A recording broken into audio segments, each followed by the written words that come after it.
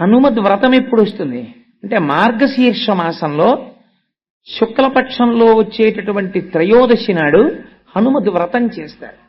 హనుమద్ వ్రతం ఎందుకు చేస్తారు? సత్యనారాయణ స్వామి వారి వ్రతం చేసినట్టు హనుమద్ వ్రతమునకు కూడా కల్పం ఏదైనా ఉందా? కల్పము అంటారు. బాగా జ్ఞాపకం పెట్టుకోండి మీరు ఆ మాట. మీరు ఎప్పుడైనా ఒక కల్పము ఉన్నదనుకోండి, కల్పము ఉంటే అది వైదికము అని గుర్తు. మీకు ఎక్కడో ఆ పద్ధతిని ఋషులు నిర్దేశించారు. ఆ ఋషులు నిర్దేశించిన పద్ధతిలో జరిగిన దానిని కల్పము అంటారు. సత్యనారాయణ స్వామి వారి వ్రతం చేస్తున్నారు అనుకోండి, కల్పోక్త ప్రకారేణ అంటారంటే కల్పము ఎలా చెప్పిందో అలా చెయ్యాలి. దానికి ఒక పద్ధతిని ఋషులు నిర్ణయించి పెట్టారనమాట. అంటే మీకు అది ఖచ్చితంగా ఫలితాన్ని ఇచ్చేస్తుంది. హనుమద్ వ్రతమునకు కూడా కల్పము ఉన్నది. ఆ కల్పము ప్రకారము చెయ్యాలి.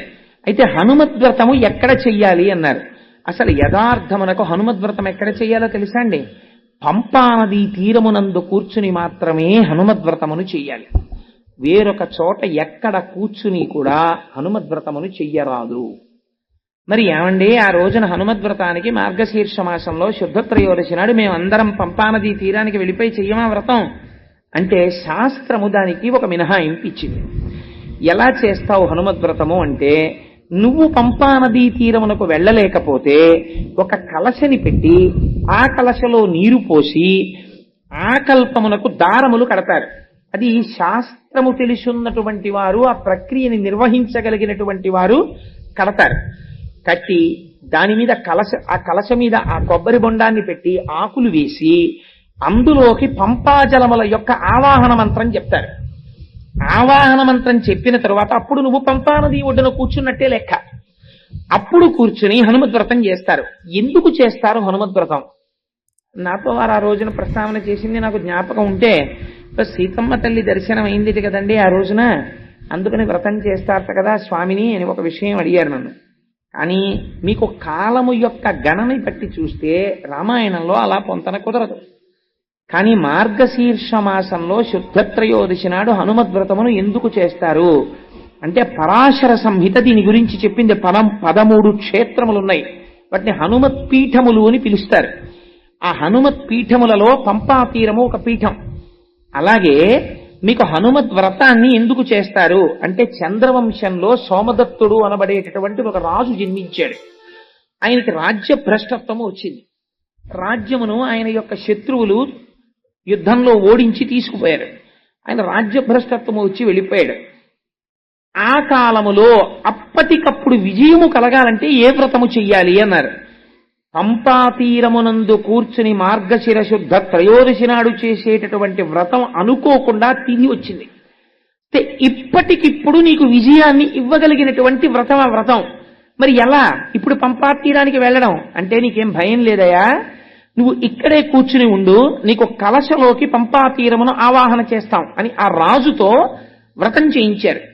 చేయిస్తే ఆయన పరమభక్తి శ్రద్ధలతో వ్రతాన్ని చేశారు. చెయ్యగానే హనుమ యొక్క అనుగ్రహం కలిగింది. హనుమ యొక్క అనుగ్రహం కలిగి విజయాన్ని పొందినటువంటి వాళ్లలో ద్రౌపదీదేవి కూడా ఉన్నది. ద్రౌపదీదేవి కూడా హనుమ యొక్క ఆరాధన చేసినది. చేసి తన భర్తల యొక్క విజయాన్ని పొందగలిగింది. ఆయన కాలాతీతుడు, యుగములు మారిపోతుంటాయి కానీ హనుమ కనపడతారు మీకు. ఆనాడు చంద్రవంశంలో ప్రభవించినటువంటి సోమదత్తుడనేటటువంటి రాజు హనుమద్వ్రతమును చేసినటువంటి ఉత్తర క్షణంలో హనుమ యొక్క అనుగ్రహం కలిగి అపారమైనటువంటి సైన్యము అక్కడికక్కడ దొరికింది. అరణ్యంలో ఉన్న భిలులందరూ తోడొచ్చారు. తన రాజ్యాన్ని తాను పొందాడు. ఇలా వ్రతం చేశాడు. సాయంకాలానికి మూర్ధాభిషిక్తుడైపోయాడు. ఆనాటి నుంచి చంద్రవంశ ప్రభు అయినటువంటి సోమదత్తుడు చేసి ఫలితమును పొందినటువంటి మహోత్కృష్టమైనటువంటి వ్రతము కనుక ఇప్పటికీ మార్గశీర్ష మాసంలో శుద్ధ త్రయోదశి తిథి నాడు హనుమద్ వ్రతమును చేస్తారు. వ్రతము చేయడమెంతో వ్రతము యొక్క ప్రసాదమును స్వీకరించడము అంతే. ఇవాల్టి రోజున ప్రసాద వితరణ చేయకుండా ఉండకూడదు. మీరు చేశారనుకుంటే నన్ను ప్రసాదానికి ఏర్పాట్లు. అందుకని సభ అయిన తర్వాత అందరూ ప్రసాదం తీసుకోండి. అందుచేత అందరూ ప్రసాదం తీసుకోండి. వ్రతము చేయడము ఒకటి, ప్రసాదమును తీసుకోవడము ఒకటి కాదు, రెండూ సమానమే. మీరు ఇవాళ ప్రసాదం కళ్ళకద్దుకుని నోట్లో వేసుకున్నారనుకోండి, హనుమత్ జయంతిని మీరు పరిపూర్ణముగా చేసినటువంటి ఫలితము ఏది ఉంటుందో ఆ ఫలితము మీకు వచ్చేస్తుంది. అందుకే ప్రసాదం తీసుకోండి ప్రసాదం తీసుకోండి అంటారు. అందుచేత హనుమద్ వ్రతము చేసినా హనుమత్ జయంతి చేసినా ఆ ఫలితమును పొందడానికి మీరైనా కూర్చుని చేసుకోవాలి. లేదా సులభమేది కనీసము ప్రసాదమును కన్నుల కద్దుకుని మహాభక్తితో స్వీకరిస్తే మీరు ఆ వ్రతమును చేసినటువంటి ఫలితమును అంతటినీ మీరు పొందుతారు. అందుకే పెద్దలు ప్రసాద వితరణం చేస్తారు. సరే, అందుచేత అది హనుమద్వ్రతము, ఇది హనుమత్ జయంతి. ఈ రెండింటినీ పరమ భక్తి శ్రద్ధలతో ఆచరిస్తారు హనుమయందు. హనుమకి ఒక విశేషమైనటువంటి శక్తి ఉంది. మీకు దేవతా స్వరూపాల్లో 2 స్వరూపాలకే సింధూరముతో అర్చన, మిగిలినటువంటి దేవతల ఎవ్వరికీ కూడా సింధూరముతో అర్చన లేదు. ఇద్దరికే చేస్తారు సింధూరంతో అలంకారం. ఎవరికో తెలుసా అండి? మొట్టమొదటి వారు గణపతి, ఆయనకి చేస్తారు. అందుకే ప్రాతస్మరామి గణనాథ మనాథ బంధుం సింధూర పూర పరిశోభిత గండ యుగ్మం బుద్దండ విఘ్న పరిఖండన చండ దండ ఆఖండలాది సురనాయక బృందవంద్యం అని పిలుస్తారు ఆయన్ని. సింధూరం తీసుకెళ్లి అసలు వినాయక చవితి నాడు సింధూరార్చన చెయ్యకుండా విఘ్నేశ్వర పూజ చేయడం భ్రష్టత్వం. అలా చేయకూడదు. తప్పకుండా సింధూరం దగ్గర పెట్టుకుని గణపతి యొక్క గండస్థలమునకు రాయాలి. రాస్తే ఆయన పరమ ప్రసన్నుడవుతాడు. రెండవ వారు ఎవరో తెలుసా అండి? హనుమ. హనుమైతే ఎంత సింధూరం రాసుకుంటారో తెలుసా? ఒంటికి తైలం రాసుకుని తైలం మీద సింధూరం రాసేసుకుంటాడు. ఎందుకు ఆయనకి అంత ఇష్టం సింధూరం అని అడిగారు. ఆయనకి ఇష్టం కాదుట. ఒకనాడు సీతమ్మ తల్లి స్నానం చేసి పాపట సింధూరం పెట్టుకుంటోంది. పెట్టుకుంటుంటే స్వామి హనుమకి ఎప్పుడు ఆ సీతారాముల దగ్గర తల్లిదండ్రులు ఆయన హనుమద్ రామాయణము అని ఆయన రామాయణం రాసుకున్నారు. మనకి వాల్మీకి రామాయణంలో వానరోహం మహాభాగే రాము అని అదేంటి ఆ ఉంగరం తీసుకొచ్చానమ్మా అన్నటువంటి శ్లోకం ఉంటుంది. వానరోహం మహాభాగే దూతో రామస్య ధీమతః రామనామాంకితం చేదం పశ్యదే వ్యంగుళీయకం ప్రత్యయార్థం తవానీతం తేన దత్తం మహాత్మన సమాస్విషి భద్రం తే క్షీణ దుఃఖ పలాహ్యసి అని ఉంగరం ఇస్తారు. హనుమ రాసుకున్నారు రామాయణం, హనుమద్ రామాయణం అంటారు దాన్ని. హనుమ రాసుకున్న రామాయణంలో ఏమని రాశారో తెలుసా అండి? సువర్ణం సువర్ణం సువర్ణం సువర్ణస్య అంగుళీయకం అని రాశారు. 3 మాటలు ఇది బంగారము బంగారము బంగారము అని చెప్పి నేను అమ్మకి ఇచ్చానని రాసుకున్నారు. అలా ఎందుకు చెప్పాను అన్నదానికి వ్యాఖ్యానం చేశారు తర్వాత పెద్దలు. ఎందుకు అలా 3 మాటలు బంగారము బంగారము బంగారం అన్నారు హనుమ అన్నదానికి. సరే, అందుచేత హనుమద్ రామాయణంలో ఒక మాట రాశారు. సీతమ్మ తల్లిని మొట్టమొదటిసారి నేను దర్శనము చేసినప్పుడు అమ్మ నన్ను చూసినప్పుడు ఆ చూపు ఎట్లా ఉందో తెలుసా?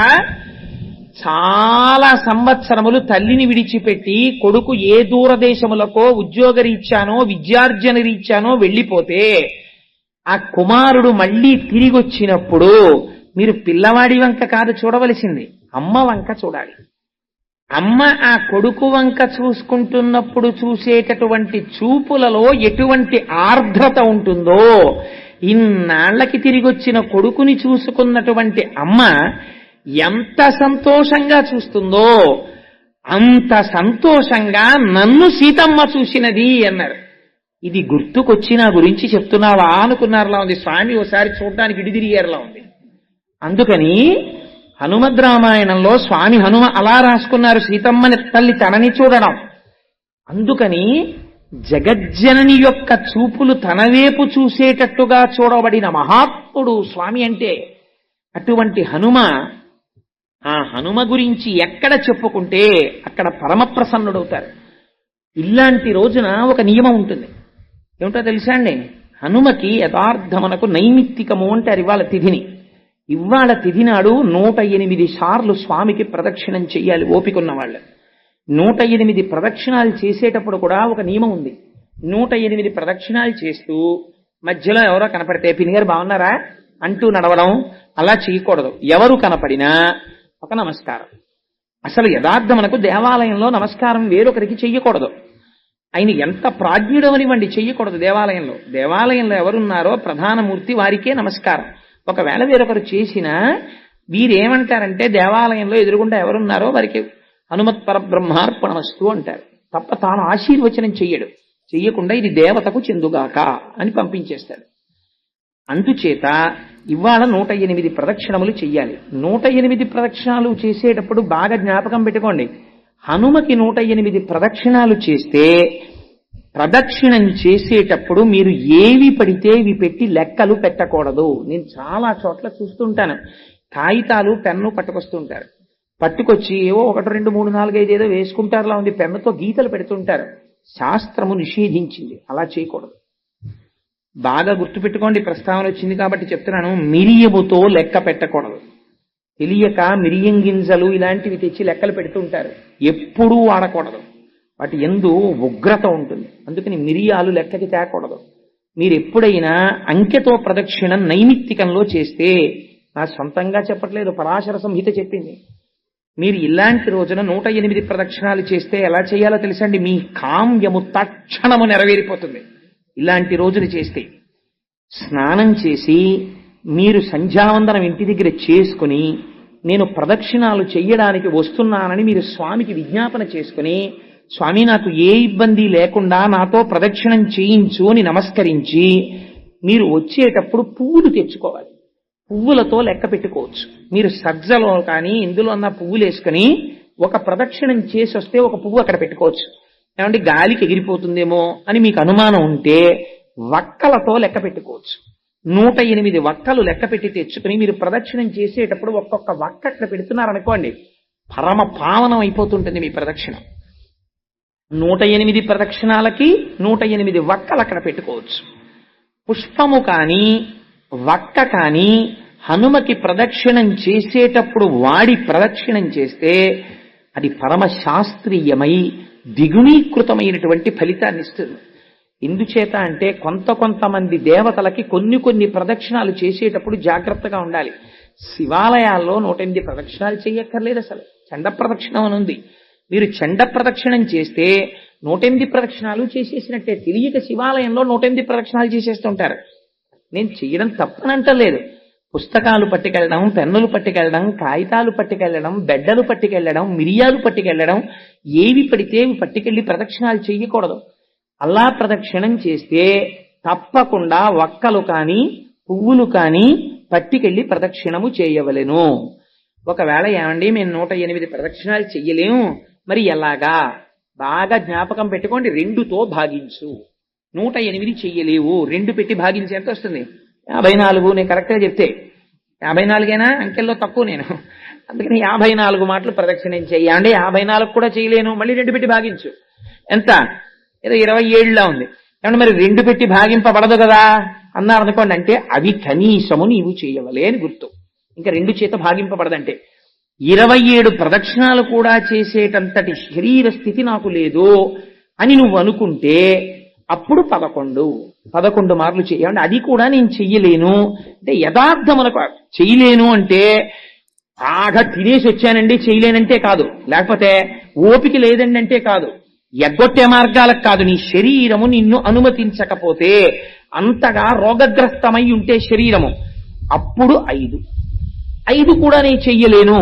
3 అది కూడా చెయ్యలేను. 1 అది కూడా చెయ్యలేను. మానసికం చేస్తే అపారమైన ప్రయోజనము. మనుష్య జన్మ ఎత్తి హనుమ జయంతి నాడు మీరు హనుమ దేవాలయానికి వెళ్ళక, హనుమ గురించి వినక, ప్రార్థనా శ్లోకము చెప్పక మీ రోజు గడిచిపోయింది అనుకోండి, మీ జీవితంలో ఒక మహద్భాగ్యాన్ని మీరు వదిలిపెట్టేసినట్టే.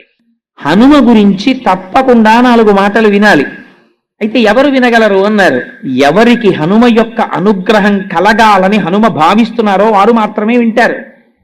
అందరికీ అదృష్టం లభిస్తుందా?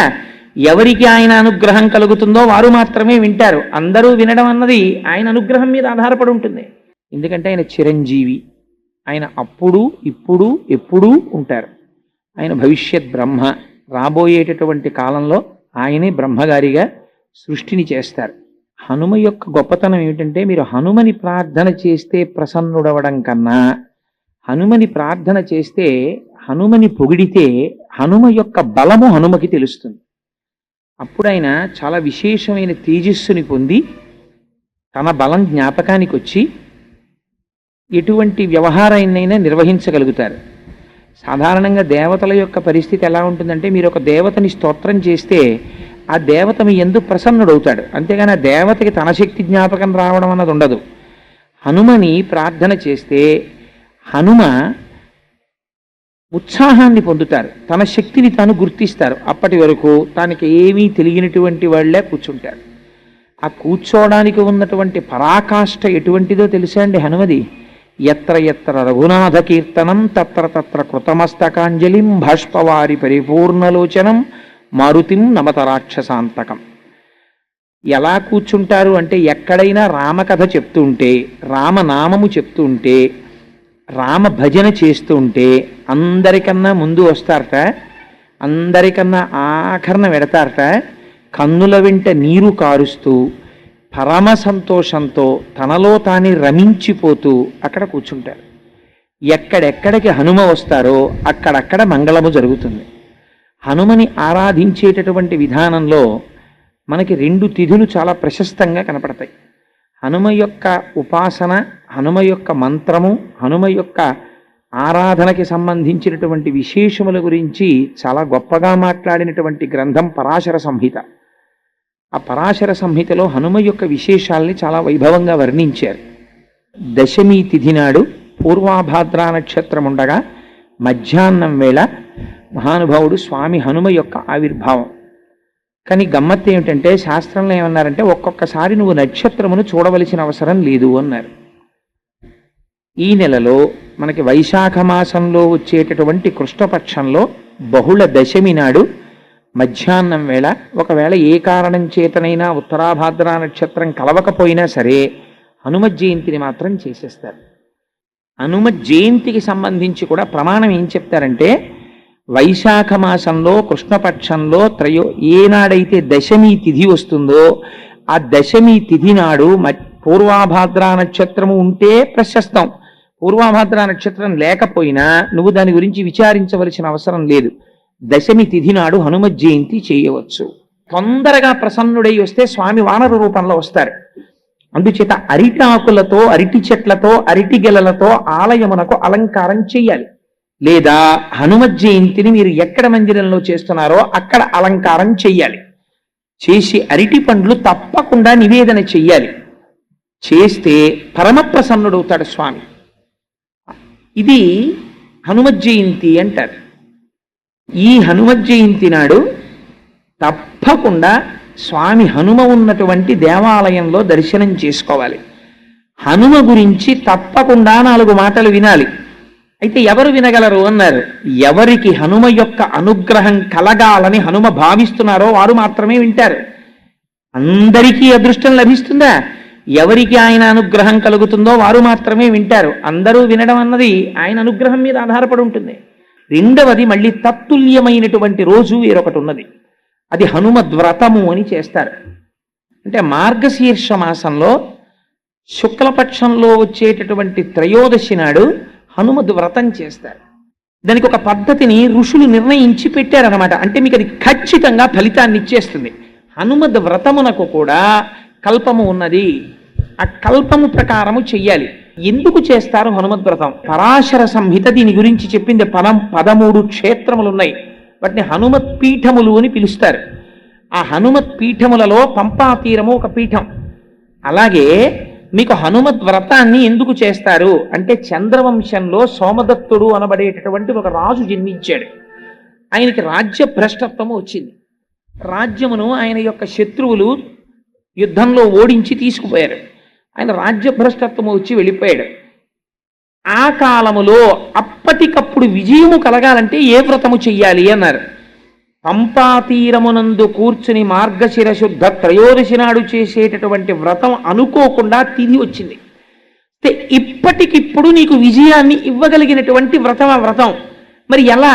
ఇప్పుడు పంపాతీరానికి వెళ్ళడం అంటే నీకేం భయం లేదయా? నువ్వు ఇక్కడే కూర్చుని ఉండు, నీకు కలశలోకి పంపాతీరమును ఆవాహన చేస్తాం అని ఆ రాజుతో వ్రతం చేయించారు. చేయిస్తే ఆయన పరమభక్తి శ్రద్ధలతో వ్రతాన్ని చేశారు. చెయ్యగానే హనుమ యొక్క అనుగ్రహం కలిగింది. హనుమ యొక్క అనుగ్రహం కలిగి విజయాన్ని పొందినటువంటి వాళ్ళల్లో ద్రౌపదీదేవి కూడా ఉన్నది. ద్రౌపదీదేవి కూడా హనుమ యొక్క ఆరాధన చేసినది. చేసి తన భర్తల యొక్క విజయాన్ని పొందగలిగింది. ఆయన కాలాతీతుడు, యుగములు మారిపోతుంటాయి కానీ హనుమ కనపడతారు మీకు. త్రేతాయుగంలో హనుమ ఉన్నారు, ద్వాపర యుగంలో హనుమ ఉన్నారు. గరుడ గర్భభంగాన్ని చేసినటువంటి వ్యక్తి హనుమి. అందుచేత సత్యభామ యొక్క గర్భభంగం చేసినటువంటి వారు కూడా హనుమే. ఎందుకంటే సత్యభామకి చాలా అహంకారం ఉండేది, నా అంత అందగత్తె లేదు ప్రపంచంలో అని.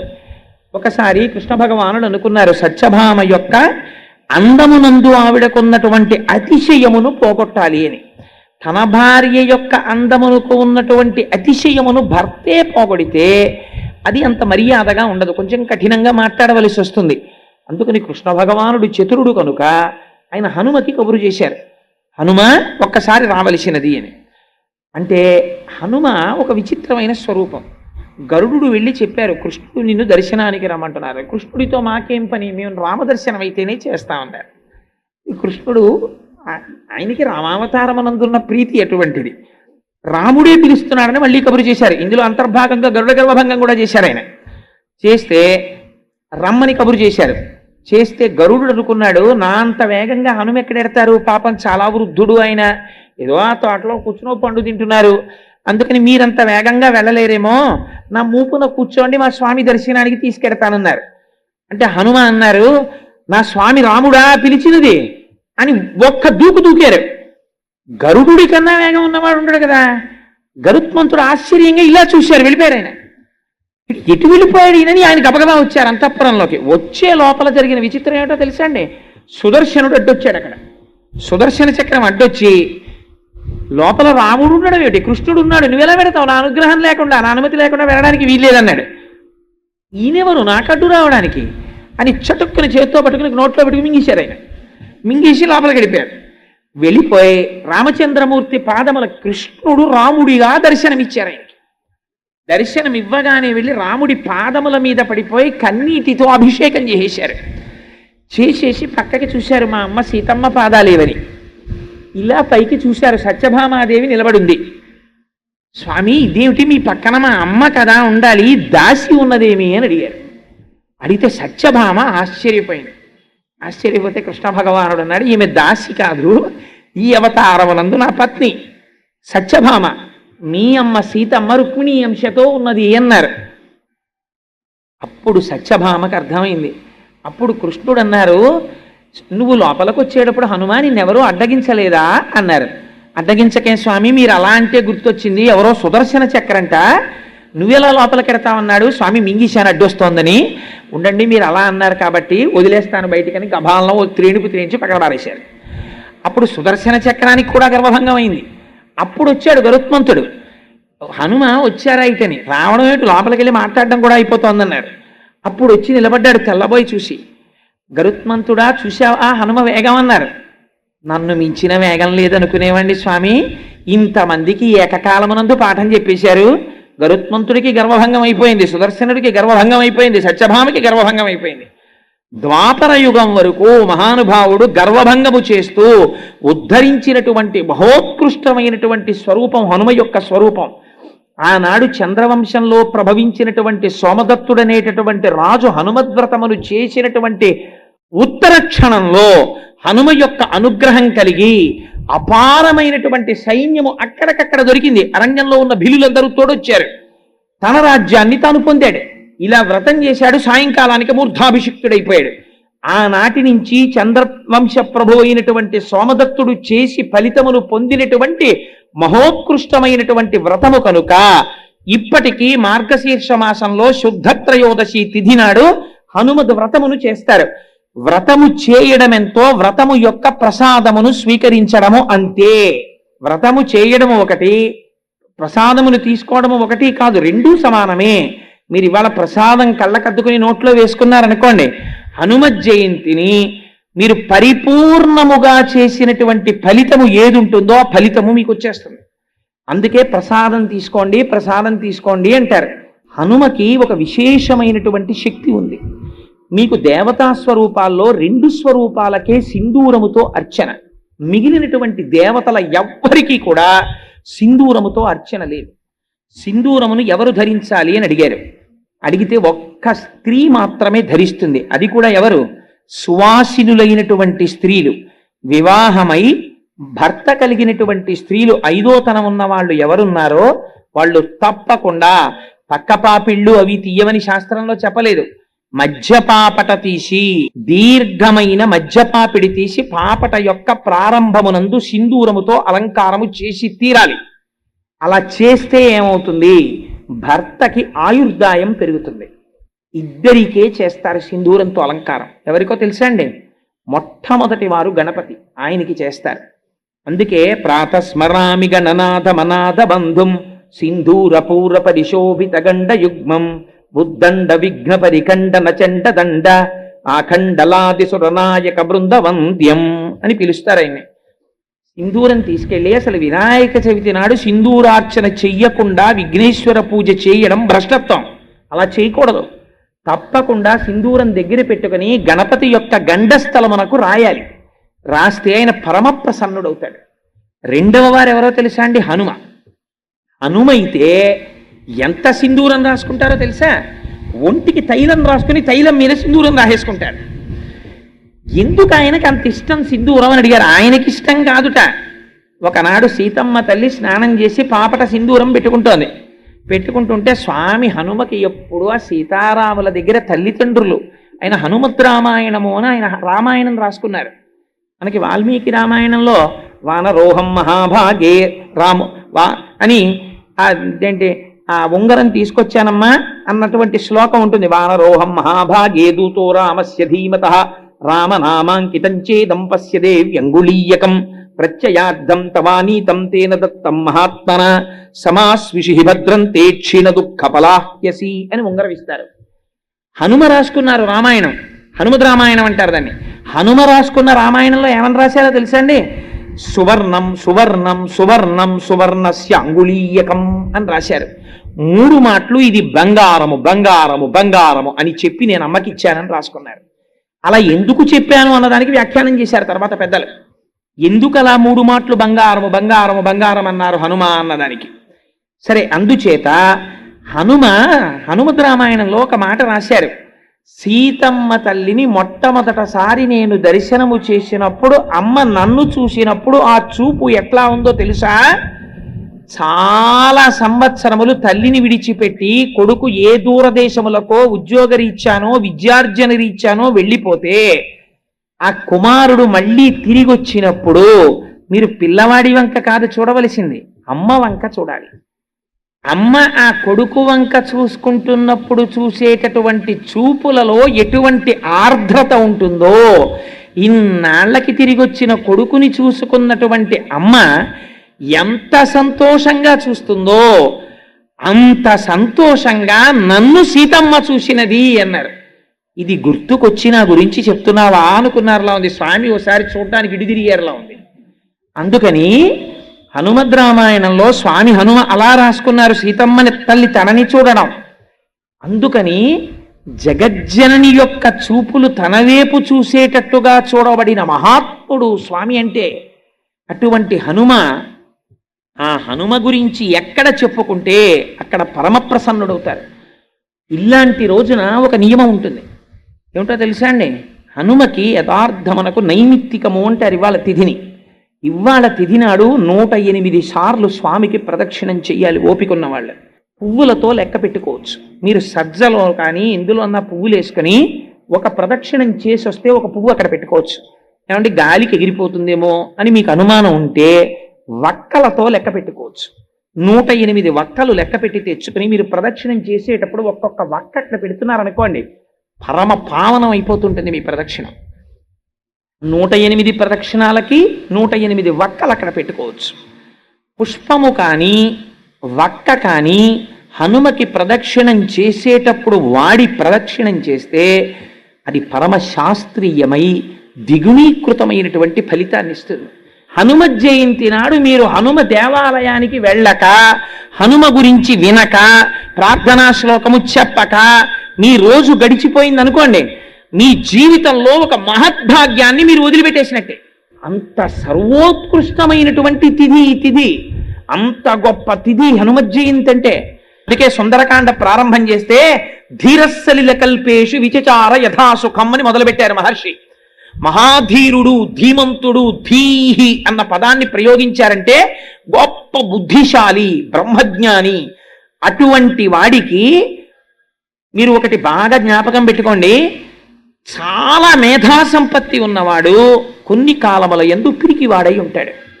ఆయనకి చాలా బలం ఉంటుంది, చాలా మంత్రములు వచ్చు, చాలా విషయాలు తెలుసు, కానీ పిరికివాడు. నాకెందుకు ఎదురు గొడవ అంటాడు. బ్రాహ్మణుడికి పిరికితనం ఉండాలంది శాస్త్రం. ఎందుకో తెలుసా అండి? బ్రాహ్మణ పిరికిరా, పంతులు గారి పిరికాడంటాడు. బ్రాహ్మణుడికి పిరికితనం లేదనుకోండి, లోకమంతా కలిసి వచ్చి నిలబడినా సరే ఆయన ముందు మీరు నిలబడలేరు. దిగ్బలం క్షత్రియ బలం బ్రహ్మతేజో బలం బలం అని విశ్వామిత్రుడంతటి వాడు వశిష్ఠుడు అన్నాడు. దిగ్బలం క్షత్రియ బలం. క్షత్రియులు కూడా నిలబడలేరు బ్రహ్మణుడి ముందు. ఎప్పుడు? బ్రాహ్మణుడే ఆగ్రహించాడా, ఆయన మంత్రశక్తి ముందు నిలబడలేరు. అందుకే హనుమ ఒక మాట అన్నారు, మాదృశాని విశిష్టాని మహాత్మనాం సుగ్రీవ వశవర్తిన ఆగమిష్యతి సుగ్రీవ సర్వేషాంబో నిషూదన నేయమస్తి పురీం లంకాం నయూయం నచరావణ యస్మాదిక్ష్వాకు నాదేన బద్ధం వైరం మహాత్మన అన్నారు. ఏమిరా రాక్షసులారా, మీరు అహంకరిస్తున్నారు. నా వంటి మహాబలులు సుగ్రీవుడుకు వశవర్తులై ఉన్నారు. సుగ్రీవుడు వస్తున్నాడు, సుగ్రీవుడు అడుగు పెట్టాడా, సుగ్రీవుడు అంటే అంటే మంచి గ్రీవం అంటే కంఠము కలిగిన వాడు, వేదమును ఉపాసన చేసిన వాడు, స్వరము తెలిసిన మహాపండితుడు, వేదము యొక్క మంత్రముల చేత ప్రతిపాదింపబడిన పరబ్రహ్మ యొక్క స్వరూపమును గుర్తిరిగినటువంటి మహాపురుషులైనటువంటి వారు, బ్రహ్మజ్ఞానులైనటువంటి వాడు, యోగి పురుషుడైనటువంటి హనుమ ఆత్మదర్శనమైన తరువాత, సీతమ్మ దర్శనమైన తరువాత ఈ మాట అన్నారు, నీయమస్తి పురీం లంకాం నయూయం నచరావణ. ఈ లంక లేదు, మీరు లేరు, ఈ రాక్షసులు లేరు, సర్వనాశనం అయిపోతోంది. ఎందుకవుతోంది? యస్మాదిక్ష్వాకునాథేన బద్ధం వైరం మహాత్మన. ఇక్ష్వాకునాథుడైనటువంటి ధర్మమూర్తి అయిన రామచంద్రమూర్తితో మీరు వైరం పెట్టుకున్నారు, అందువల్ల మీరు నశించిపోతారని చెప్పారు. ఒక యోగి నోటి వెంట ఆ మాట వచ్చింది, అంతే. లంక లేదు, రావణుడు లేడు, రాక్షసులు లేరు, అందరూ నశించిపోయారు. లంకా దహనం చేసేటప్పుడు ఒక్క విభీషణుడి ఇల్లు హనుమ వదిలిపెట్టారు. ఆ ఒక్క విభీషణుడికే పట్టాభిషేకం. ఆయన మాత్రమే లంకని పరిపాలిస్తాడు. మిగిలిన వాళ్ళందరూ నశించిపోవలసిందే పుత్రమిత్ర కళత్రాదులతో. అందుకని ఆయన బ్రహ్మజ్ఞాని, బ్రహ్మము, మహావీరుడు. ఏకకాలమునందు బలము ఉంటుంది, కానీ ఎవరి జోలికి ఆయన వెళ్ళరు. మీరు అందుకే చూడండి, ఎప్పుడో నేను చేస్తానని ముందుకి హనుమ రారు. నియంత్రణలో ఉంటుంది బలం, నిగ్రహంలో ఉంటుంది. జాంబవంతుడికే తెలిసి రహస్యం. రామాయణంలో ఆయన వస్తాడు, వచ్చి ఒక్కసారి చెప్తాడంతే, మహానుభావ హనుమ, నువ్వు రక్షించకపోతే ఎవరు రక్షిస్తారయ్యా? ఈ మాట అనాలి. అందుకే అమ్మవారు కూడా, సీతమ్మ తల్లి కూడా, తమస్మిన్ కార్య నిర్యోగే ప్రమాణం హరిసత్తమ హనుమాన్ యత్నమాస్తాయ దుఃఖక్షయకరో భవ. తమస్మిన్ కార్య నిర్యోగే అని 1కి 10 మాటలు. తమస్మిన్ కార్య నిర్యోగే, హనుమా నీ వల్లే ఈ పని అవ్వాలి, నీ వల్లే ఈ పని అవ్వాలి, నువ్వు అందుకు సమర్థుడవు, నువ్వు రక్షించాలి అంటారు. అనగానే ఆయన బలమైన తెలుసుకుంటారు. అంతే, ఒక్కసారి పెరిగిపోతారు. ఇంకా ఎంతమంది అవనివ్వండి, ఆయనకు ఆయుధాలు అక్కర్లేదు. అంతే, శిలాభిస్తు ప్రహరత పాదపైశ్చ సహస్రశ అర్ధయిత్వా పురీం లంకాం అభివజ్య చ మైథిలీం సమృద్ధార్థో గమిష్యామి విశతాం సర్వరక్షసాం అని బయలుదేరి రాక్షస సంహారం చేస్తారు, బ్రహ్మజ్ఞానోపదేశం చేస్తారు. కేవలము ఏదో తన యొక్క శక్తి చేత రక్షించడము మాత్రమే కాదు. మీరు జ్ఞాపకం పెట్టుకోండి, హనుమ దగ్గర ఒక గొప్పతనం ఉన్నది. హనుమ కేవలము శరీర బలంతో రక్షించడమే అని మీరు అనుకుంటున్నారేమో. హనుమ కాలాతీతుడై రక్షణ చేస్తాడు. హనుమతో సంఘం ఉందనుకోండి మీకు. సుగ్రీవుడు హనుమని నమ్ముకున్నాడు. ఒక్కొక్కసారి హనుమ ఎలా మాట్లాడేవారో తెలుసా? సుగ్రీవుణ్ణి తలకాయ తీసేసుకోవాలి సుగ్రీవుడు. రామలక్ష్మణులు నడిచి వచ్చేస్తున్నారు కిష్కింధకాండలో. చూశాడు సుగ్రీవుడు, అంతే భయపడి పారిపోతున్నాడు. ఎందుకు అలా పారిపోతున్నావు అన్నారు హనుమ. వాళ్ళని చూస్తే చూడు ఎలా ఉన్నారో, చాలా తేజోవంతులుగా ఉన్నారు, నన్ను చంపడానికి మా అన్న పంపించి ఉంటాడు, అందుకని పారిపోతున్నానన్నారు. అంటే హనుమ అడిగారు, రేపు పొద్దున్న రాజ్య పరిపాలన చెయ్యవలసినటువంటి ప్రభువుకు ఉండవలసిన లక్షణం ఏదైనా ఉందా నీలో? ఇంత పిరికితనమా? వచ్చిన వారెవరో తెలుసుకోకుండానే పరుగులు పెడుతుంటావా? ఏమిటి దైన్య బుద్ధి, సిగ్గుగా లేదు నీకని అడిగారు. అడిగితే సుగ్రీవుడు అన్నాడు, అయితే నువ్వు వెళ్ళి కనుక్కొస్తావా వాళ్ళు ఎవరో అన్నాడు. అని మళ్ళీ ఎంత అనుమానం అంటే, నువ్వు హనుమగా విడితే నాకు భయం, వేషం మార్చుకుని వెళ్ళన్నారు. తన ప్రభువుకి నమ్మకం కల్పించడం కోసమని తాను పరివ్రాజకుడిగా మారి రామలక్ష్మణుల దగ్గరికి వెళ్ళారు. వెళ్ళి ఇలా చూడగానే వీళ్ళ దగ్గర దొంగ వేషాలతో మాట్లాడక్కర్లేదని మళ్ళీ వానరం అయిపోయారు. అయిపోయి మాట్లాడి తన ప్రభువు దగ్గరికి వచ్చినప్పుడు, నువ్వు అలా వెళ్ళి మాట్లాడేసావు, వాళ్ళు గుర్తుపెట్టేసి అలా ఉంటారని మళ్ళీ పారిపోతాడేమోనని మళ్ళీ పరివ్రాజకుడిగా వచ్చారు. ఏమి బుద్ధిమతాం వరిష్టం అండి! ఆయనతో సంఘం ఉంటే చాలు, బ్రతికించేస్తారు. రామలక్ష్మణుల్ని తీసుకెళ్లి సుగ్రీవుడికి స్నేహం చేయించారు, అంతే. సుగ్రీవుడికి పట్టాభిషేకం అయిపోయింది.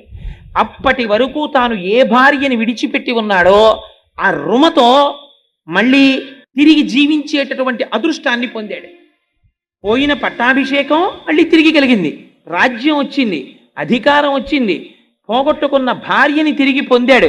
ఎవరి వల్ల? ఒక్క హనుమ పక్కన సచివుడిగా ఉండడం వల్ల. అంగదుడితో కలిసి దక్షిణ దిక్కుకు వెళ్ళారు. విడితే అంగదుడు అనరాని మాటలన్నీ అన్నాడు సుగ్రీవుణ్ణి. నాకేం యవరాజ్య పట్టాభిషేకం కావాలని చేశాడనుకుంటున్నావా? అంత ప్రీతి నా మీద ఏం లేదు. మా నాన్నని చంపేశాడు, నేనంటే చాలా కోపం. రాముడు నాకు యవరాజ్య పట్టాభిషేకం చెయ్యమన్నాడు కాబట్టి చేశాడు. ఎప్పుడు అవకాశం దొరుకుతుందా చంపేద్దామని చూస్తున్నాడు. ఇప్పుడు 4 రోజులు టైం అయిపోయింది కదా, వెనక్కి వెడితే నన్ను చంపేస్తాడు. మా పిన తండ్రి సంగతి నీకేం తెలుసు, నేను రాను ప్రాయోపవేశం చేస్తానన్నాడు. నిజంగా మాట్లాడడం అంటే ఏమిటో మీరు హనుమ దగ్గర తెలుసుకోవాలి. ఆయన అన్నారు, ఏమిటో విర్రడివి ప్రాయోపవేశం చేస్తానంటే, వీళ్ళందరూ నీ వెనకాల వస్తున్నారని ప్రాయోపవేశం చేస్తానంటున్నావు. వీళ్ళందరూ నీతో ప్రాయోపవేశం చెయ్యరు. వీళ్ళకి 3 రోజులు 4 రోజులు అయిపోయిన తర్వాత మళ్ళీ భార్య బిడ్డలు గుర్తొస్తారు.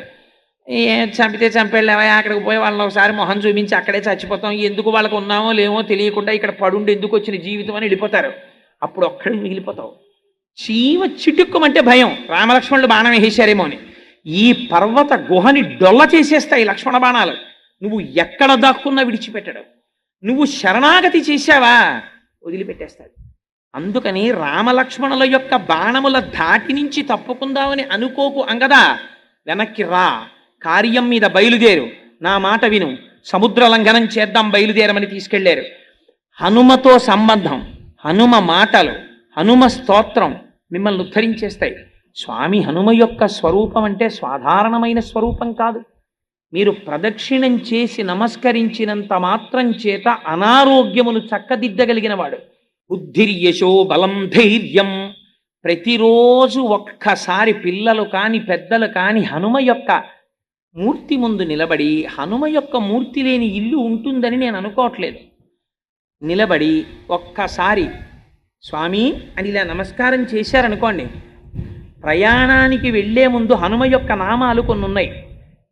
ఆ నామములను మీరు ఒక్కసారి చదివి బయలుదేరారనుకోండి, ప్రయాణ కాలంలో వెడుతున్నప్పుడు మీకు ఏదైనా ప్రమాదము జరగవలసి ఉన్నది అనుకోండి, గ్రహరీత్యా, అప్పుడు యాక్సిడెంట్ అంటారు, ప్రమాదం జరిగి నెత్తురు చిందవలసినటువంటి రోజు గ్రహస్థితిలో వచ్చిందనుకోండి, అప్పుడు మీరు హనుమానం జనాసూను వాయుపుత్రో మహాబల రామేష్ట ఫల్గుణస్సక పింగాక్షో అమిత విక్రమ బుధదిక్రమణశ్చైవ అని ఆ నామాలుంటాయి. ఆ నామాల్ని మీరు ఒక్కసారి చదువుకునేవి ఎన్నో ఉండవు. ద్వాదశైతాని నామాని కపీంద్రస్య మహాత్మన, 12 నామాలు.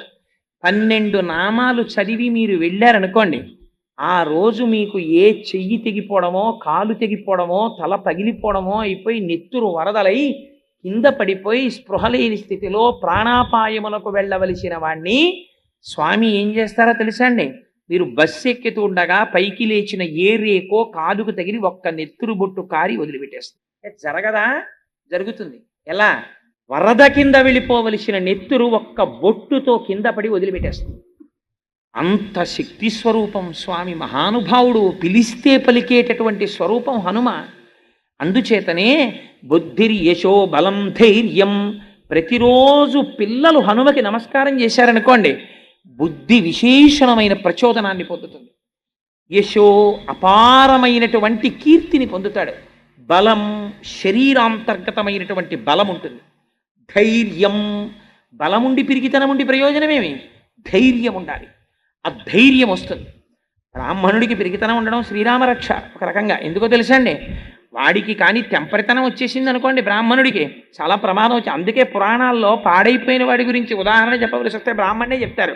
గుణనిధి మొదలైన వాడి ఎక్స్ట్రీమ్స్, వాడు ఉద్ధరించిన వాడే పతనమైపోయిన వాడే రెండు వైపులా. పట్టకూడని వాడు బాణం పట్టాడు అనుకోండి, ద్రోణాచార్యుల వారు ధనస్సు పట్టారనుకోండి, దారుణంగా చంపేశాడు. అందుకే కృష్ణుడు పాపం లేదురా అశ్వత్థామహత కుంజరహ అని ధర్మరాజా నువ్వు చెప్పన్నాడు. ఎందుకు? నువ్వు గురువువి, బ్రాహ్మణుడివి, ఉపదేశం వరకే. నువ్వు ఆయుధం పట్టడం ఏమిటి? నువ్వు ఆయుధం పట్టుకుని వచ్చి మంత్రాలు చదివి ధనుర్వేదంలోవి బాణప్రయోగం చేస్తావా? శిష్యుల్ని చంపేస్తావా? ఒక బ్రాహ్మణుడు చెయ్యకూడని పని చేశావు, అందుకని నీకింత దారుణమైన శిక్ష వెయ్యొచ్చు. అందుకని నీ కొడుకు చచ్చిపోయాడని చెప్పేటప్పటికీ నీలో బ్రాహ్మణ్యం పైకొచ్చింది. అయ్యో కొడుకు చచ్చిపోయాడా అని ధనస్సు వదిలేశావు. బ్రాహ్మణుడికి లోకమంతా తన సంతానమే, తన బిడ్డల్ని చూసినట్టు లోకాన్ని చూడాలి బ్రాహ్మణుడు. అలాంటిది నువ్వు ధనస్సు పడతావా? అందుకని ధర్మరాజా నువ్వు ఈ మాట చెప్పచ్చని చెప్పి చంపించారు కృష్ణ పరమాత్మ. అధర్మం కాదు, అధర్మము ద్రోణుని అందుంది. అందుకే బ్రాహ్మణుడికి సహజంగా పంతులు గారికి పిరికితనం అని అంటారు. పంతులు గారు పిరికాడు కాకపోతే లోకానికి ఉపద్రవం వచ్చేస్తుంది. అందుకే పంతులు గారు పిరికితనంగా ఉండడం నీకు అదృష్టం. ఆయన ఏం ప్రయోగాలు చేయడు, ఆయన ఏం మంత్రశాస్త్రాన్ని తన రక్షణకు ఉపయోగించుకోడు, లోకమును రక్షించడానికి ఉపయోగిస్తాడు. బలం అంటే శరీరమునకు బలము ఈశ్వరార్చనకు కావాలి, అందుకని ఆ బలం ఇస్తాడు. బుద్ధిర్ యశో బలం ధైర్యం, ధైర్యాన్ని ఇస్తాడు ఆయన. బుద్ధిర్ యశో బలం ధైర్యం నిర్భయత్వమరోగత. ధైర్యము అన్న మాటకు అర్థం ఏమిటో తెలుసా అండి? ధైర్యము అంటే కష్టము వచ్చినప్పుడు కూడా భగవంతుని యొక్క పాదములు విడిచిపెట్టకుండా గొప్ప పూనికతో ఈశ్వరుడి పాదములే పట్టి ఈ కష్టము నా కర్మ ఫలితముగా వచ్చే ఇంత చిన్న ఫలితముతో సరిపెట్టి నన్ను కృతకృత్యుణ్ణి చేసి రక్షించిన భగవంతుని పాదములు విడిచిపెట్టనన్న పూనిక నీయందు నిలబెట్టిన ఈశ్వర ప్రచోదనమునకు ధైర్యమని పేరు. నిర్భయత్వం ప్రతిదానికి భయపడిపోవడం, మానసిక రుగ్మత అది పోగొట్టడం నిర్భయత్వం. అరోగత ఎప్పుడు రోగం రెండు రకాలు, ఉన్న రోగం ఒకటి, లేని రోగం ఆపాదించుకోవడం ఒకటి. వాక్పటుత్వం చ, వాక్పటుత్వం అంటే సభలోకి వెళ్ళి గంటల గంటలు మాట్లాడడం కాదు. ఆ మాట ఆయన నోటి వెంట వచ్చిన మాట విన్న వాళ్ళ యొక్క జీవితములు చక్కదిద్దేటట్టుగా, వారికి ఉన్నటువంటి లోపములను దిద్ది వారిని మంచి మార్గము వైపుకి నడిపించేటటువంటి శక్తి వాక్కునకు ఆవాహన అయి వాక్కును అగ్నిగా మార్చి అజ్ఞాన దాహకత్వము చేయగలిగినటువంటి జ్ఞానము వాక్కునందు ప్రచోదనము చేయగలిగినటువంటి శక్తి ఈశ్వరానుగ్రహముగా ఒకటి వాయువునందు నిక్షేపింపబడి వాక్కుగా మారితే వాక్పటుత్వం చ హనుమత్ సేవితం లభేత్. ఎవరు హనుమ యొక్క పాదములు పట్టి సేవిస్తున్నారో వారికి లభిస్తాయి. ఇంకింతకన్నా ఏం కావాలండి జీవితంలో? ఋషులు నీకు అభయం ఇచ్చారు, ఇవన్నీ నీకు ఉంటాయిరా, నువ్వేం చేయక్కర్లేదు. స్వామి ఉన్నారన్న పూనికతో ఒక్క నమస్కారము చెయ్యి. ఆ పూనిక ప్రధానం. తులసీదాస్ గారు తెల్లవారుజామున చంద్రభాగా నదిలో స్నానం చేద్దామని చీకట్లో ప్రార్థన చేసుకుంటూ భజన పాడుకుంటూ వెళ్ళిపోతుంటే పాపం రెండు కళ్ళు లేనటువంటి అంధుడు ఒక ఆయన ఇంట్లో ఉండేవాడు. ఆయన ఇంట్లో వాళ్ళు నీకు కళ్ళు లేవు, ఏ పనికి రావు, కానీ నీకు మాత్రం 3 పూట్లా పెడుతూ ఉండాలి, మేపుతూ ఉండాలని తిడుతుండేవారు. ఎందుకు ఈ జన్మ, ఆత్మహత్య చేసుకు చచ్చిపోదామని చెప్పి ఆయన బయలుదేరి చీకట్లో ఎవరూ చూడకుండా, మనకి తెల్లారకట్ట లేచి సంధ్యావందనం చేయాలంటే తెల్లారకట్టే బాగా నిద్రపడుతుంది, 4 గంటల నుంచే బాగా నిద్రపడుతుంది. చాలా మందికి చూడండి 3 వరకు నిద్రపట్టదండి, 3కి నిద్రపడుతుంది, పాలవాడు వచ్చేస్తామని బాధపడతాడు వాడు. ఎందుకంటే మరి పాలవాడి రూపంలో వచ్చి వీడిని లేపాడు అనుకోడు, అప్పుడు పడుకుంటేనే బాగా నిద్రపడుతుంది వాడికి. సో నేను ఎందుకు చెప్పానంటే ఈ మాట, ఇంతకీ తెల్లవారుజామున చంద్రభాగా నది ఒడ్డున పాపం తిరుగుతూ స్నానం చేద్దామనుకున్నటువంటి ఆ తులసీదాస్ గారు అనుకోకుండా ఆత్మహత్య చేసుకుందామని చెప్పి వచ్చిస్తున్నటువంటి వ్యక్తిని గుద్దేశారు. ఆయన పడిపోతే తులసీదాస్ గారు చూసి ఆయన్ని పైకి లేపి అన్నారు, నాయనా నేనంటే ఏదో భజన స్తోత్రం పాడుకుంటూ చూడలేదు, నువ్వైనా చూడలేదా నాయనా, చూడవయ్యా అన్నారు. అనేటప్పటికీ ఆయన కళ్ళు వచ్చేసాయి. మహానుభావ మీరు చూడండి అనేటప్పటికీ కళ్ళు వచ్చి ఆయన పాదాల మీద పడి నమస్కారం చేశారు. నదిని దాటి రాత్రులందు శత్రువులు వస్తారేమో అని పహరా కాస్తున్నారు సైన్యం.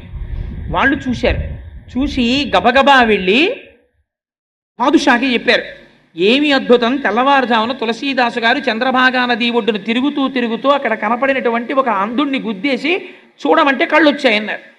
వెంటనే పాదుషా అన్నాడు, తులసీదాస్ గారిని సభకి తీసుకురండి అన్నాడు. తీసుకొచ్చారు. తీసుకొస్తే తులసీదాస్ నువ్వేవో కొన్ని గారడీలు చేస్తావుట కదా, చెయ్యి అన్నాడు. అంటే తులసీదాస్ గారు అన్నారు, నాకు గారడీలు చెయ్యడం అలవాట్లేదు, నేను గారడీ చేసేవాడిని కాను. అంటే ఆయన అన్నాడు, నువ్వు తెల్లవారకట్ట ఎవరో కళ్ళు లేని వాడిని చూడు అంటే కళ్ళు వచ్చేయటు కదా, అలాంటివి కొన్ని ప్రదర్శించి ఇప్పుడు అన్నారు. నేను ప్రదర్శించడం ఏమిటి?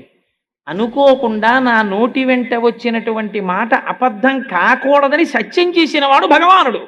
కన్నులు నేనివ్వలేదు, ఈశ్వరుడు ఇచ్చాడు. ఎందుకు ఇచ్చాడు? వీడు చూడు అన్నాక కూడా వాడు చూడలేకపోతే వీడు అన్న మాట వ్యర్థమైపోతుందని నా మాట నిజం చెయ్యడానికి ఈశ్వరుడు అనుగ్రహించాడు. అది మరిచిపోయి నన్ను గారడీ చేయమంటాయేంటి? అలా చేసేవాడిని నేను కాను. అలా నేను ఏదో వేళంబరానికి అవి ఇవి చెయ్యను. అది ఆనాడు నా నోటి వెంట అప్రయత్నంగా వచ్చింది. ఆయనకి కళ్ళు లేవన్న విషయం కూడా నాకు తెలియకుండా వచ్చింది. కానీ వీడి నోటి వెంట వచ్చిన మాట అబద్ధం కాకూడదని స్వామి చేశాడు. అంతేగాని అస్తమానం నేను అలా చేస్తానా? అది తప్పు, నేను చేయనన్నాడు. నేను చెప్పినా చేయవా అన్నాడు. నువ్వు రాముడి కన్నా గొప్ప, నేను చేయనన్నాడు. అంటే నేను చెప్పినా వినటం లేదు కనుక కొరడాలతో కొట్టండి అన్నాడు. అహంకారం అనేటప్పటికీ చుట్టూ ఉన్నటువంటి ఆ సైన్యం వచ్చారు, కొరడాలు పట్టుకుని తులసీదాస్ గారిని కొట్టడం కోసమని కొరడాలు పైకెత్తారు. అప్పుడు తులసీదాస్ గారు హనుమాన్ చాలీసా చేశారు. మహానుభావుడు స్వామి హనుమ మీరున్నారు, నన్ను రక్షించి తీరుతారని మనస్సులో హనుమది ఉపాసన చేస్తూ తులసీదాస్ గారు చాలీసా చేశారు. చాలీసా చెయ్యగానే పరమ సత్యం ఏమిటో తెలుసా అండి? పాదుషా కోట నిండా ఎక్కడ చూసినా కోటలే, గోడల మీద కోతులు, గవాక్షంలో కోటలు, కిటికీల మీద కోతులు, ఎక్కడ చూసినా కోతులు. పెద్ద పెద్ద బంగారు నేత్రములు మెరిసిపోతూ మహోగ్రంగా నిలబడ్డాయి. ప్రతి సైనికుడి చేతిలో కొరడాని ఆయుధాలని కోతులు పట్టేసుకున్నాయి. ఆఖరికి కొడదామని వచ్చిన వాళ్ళ చేతుల్లో కొరడాలు కూడా లాగేశాయి. ఆయన పరవశించిపోతూ చాలీసా చదివేస్తున్నారు. అప్పుడు పాదుషా మొఘలాయి సామ్రాజ్యంలో డెనాసిటీలో ఎప్పుడూ జరగలేదు. తను కూర్చున్నటువంటి సింహాసనాన్ని విడిచిపెట్టి పారిపోయాడు లోపలికి. పారిపోయి నాకు ఇవాళ తెలిసింది హనుమ యొక్క వైభవం అంటే ఏమిటో. తులసీదాస్ గారికి పట్టుబట్టలు ఇచ్చి విడిచిపెట్టండి, పూజ చేసి అన్నాడు. ఎక్కడ నుంచి వచ్చాయో కోతులు అలాగే వెళ్ళిపోయాయి. ఆనాటి నుంచి ఈనాటి వరకు మా స్వామి హనుమ యొక్క రక్షకత్వం అంతే. మీరు ఉపాసన చేసి మనసు పెట్టి ఆయన ఉన్నారు అని మీరు ప్రార్థన చెయ్యాలంతే. మిమ్మల్ని రక్షించి తీరుతారు, ఆ విషయంలో మీకు సందేహం లేదు. సత్యం సత్యం పునఃసత్యం. అంతటి మహానుభావుడైన హనుమ ఆయనకి పూజ కోరుకోరు. ఎత్ర ఎత్ర రఘునాథ కీర్తనం తత్ర తత్ర కృతమస్తాకాంజలిం. ఎక్కడ రామచంద్రమూర్తి యొక్క స్తోత్రం జరుగుతుందో అక్కడకొచ్చి తల ఒగ్గి కన్నులు వెంట నీరు కారుస్తూ నమస్కరిస్తూ పొంగిపోయి ఆయన కూడా భజన చేస్తారట. ఇవాళ పరమపావనమైనటువంటి రోజు హనుమ జయంతి కనుక మా స్వామి సంతోషపడిపోయేటట్టు మనందరం కలిసి హనుమ గురించి, రామచంద్ర ప్రభువు గురించి ఒక్క 5 శ్లోకాలు, మీకు తెలియనివి కావు, కొత్తవి కావు, నేను చెప్తాను, మీరు చెప్పండి. గోష్పదీకృతవారాసిం మశకీకృతరాక్షసం. స్వామికి వినపడాలి, సంతోషించాలి, నా బిడ్డలు ఎంత ఆనందంగా చెప్తున్నారని. మశకీకృతరాక్షసం రామాయణ మహామాలా రత్నం వందే అనిలాత్మజం అంజనానందనం వీరం జానకీ శోకనాశనం కపీశమక్షహంతారం వందే లంకాభయంకరం మనోజవం మరుతతుల్యవేగం జితేంద్రియం బుద్ధిమతాం వరిష్టం వాతాత్మజం వనరయూధముఖ్యం శ్రీరామదూతం శిరసా నమామి. ఆపదామపహర్తారం దాతారం సర్వసంపదాం లోకాభిరామం శ్రీరామం భూయో భూయో నమామ్యహం. శ్రీరామచంద్రం శ్రితపారిజాతం సీతాముఖాంబోరుహ చించరీక సమస్త కళ్యాణ గుణాభిరామ నిరంతరం మంగళమాతనోతు. మంగళాశాసనపరైః మదాచార్య పురోగమైః సర్వైశ్చ పూర్వైరాచార్యైః సత్కృతాయాస్తు మంగళం. మంగళం కోసలేంద్రాయ మహనీయ గుణాత్మనే చక్రవర్తి తనూజాయ సర్వభౌమాయ మంగళం.